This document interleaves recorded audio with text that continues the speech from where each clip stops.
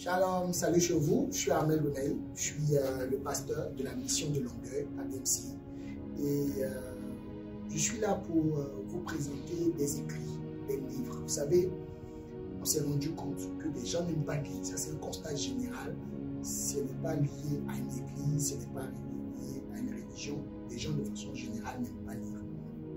Alors il est bon pour nous qui sommes enfants de Dieu, qui sommes chrétiens, des gens qui aspirent à la connaissance, pouvoir apprendre à lire, de pouvoir lire des écrits qui vont révolutionner leur mindset, qui vont révolutionner leur monde intérieur. C'est la raison pour laquelle je suis là pour vous présenter quelques écrits.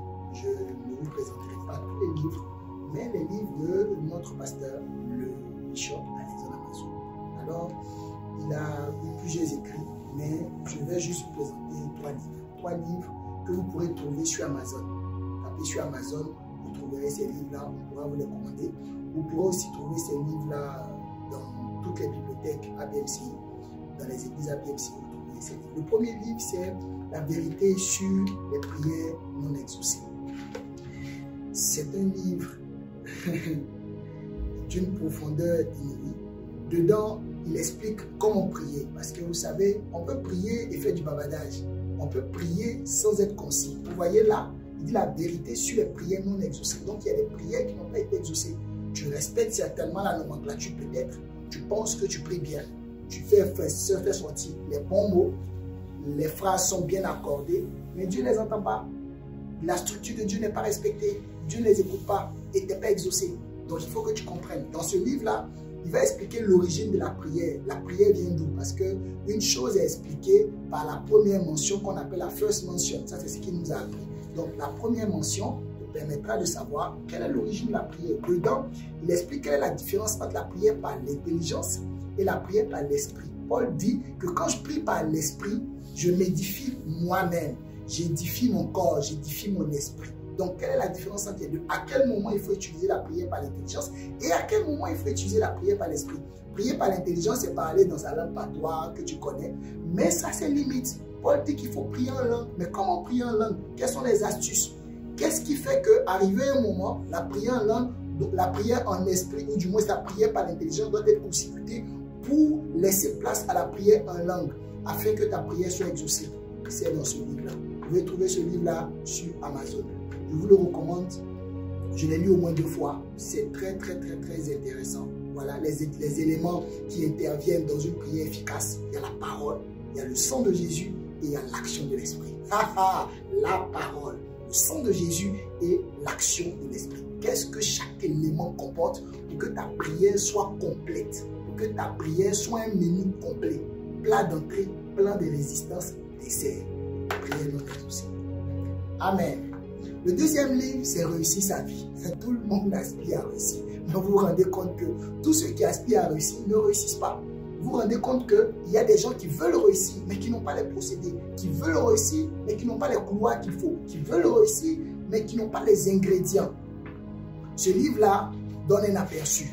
Ce livre-là nous fait comprendre que déjà, réussir sa vie, c'est un voyage.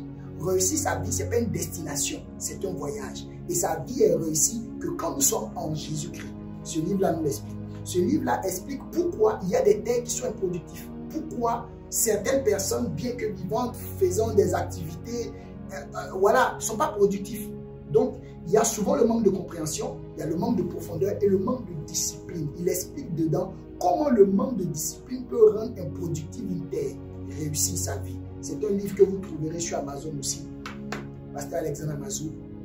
Donc, lisez-le. Il n'a pas beaucoup de pages, 77 pages. Vous pourrez le lire. Si vous décidez de lire 2 chapitres par jour, je crois que en moins de 50 jours, vous l'aurez déjà fini ce livre-là. Donc, c'est très intéressant. Et vous pouvez le lire, le relire, le lire, le relire, le souligner. Il est bon de l'avoir. Et le troisième livre que je vous présente, c'est le dernier livre qu'il a fait sortir, La réalité du monde des esprits.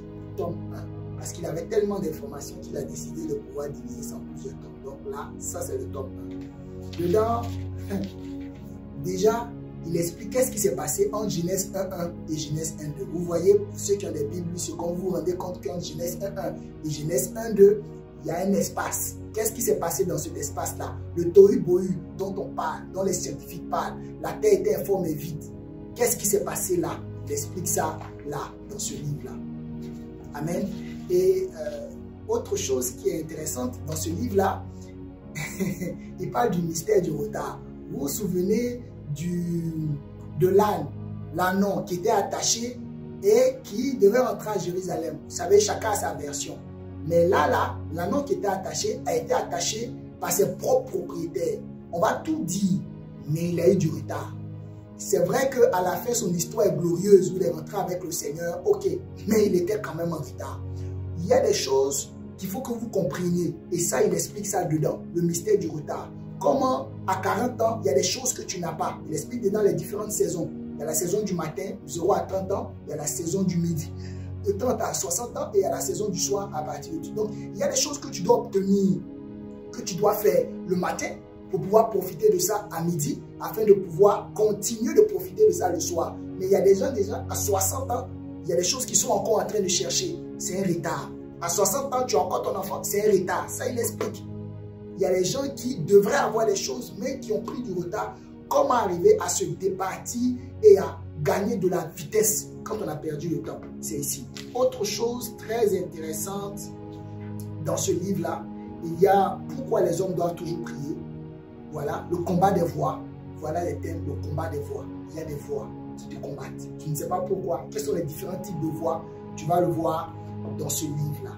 Il faut maintenant en finir avec le blocus satanique. Ça, c'est le chapitre 7. Le chapitre 7.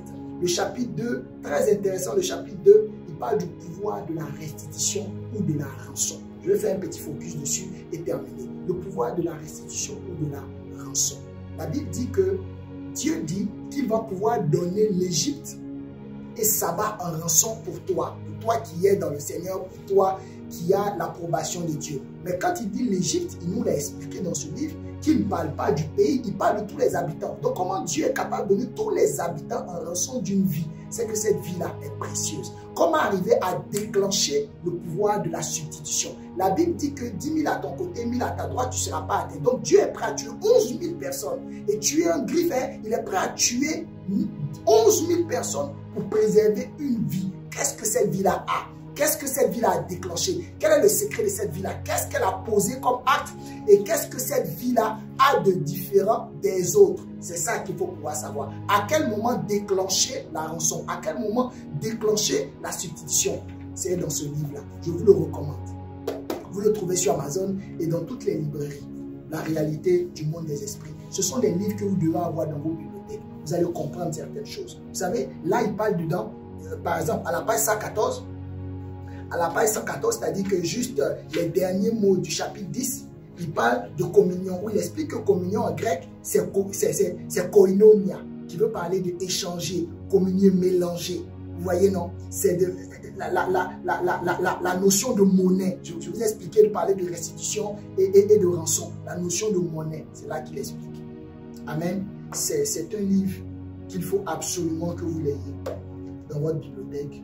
Que Dieu vous bénisse. Il y a encore d'autres livres qu'on va vous présenter certainement les éditions à venir. Il y a le transfert de l'iniquité par les lignes du sang. Il y a la race des hommes de Dieu. Il y a la faveur des pères. Voilà. Il a commencé et bien fini sa vie. Et puis on a d'autres livres encore sur voilà, l'accès, le protocole d'accès. Vraiment, et puis devenir la meilleure version. Ça, il a écrit plusieurs livres, mais aujourd'hui, je vais vous présenter ces 3 livres.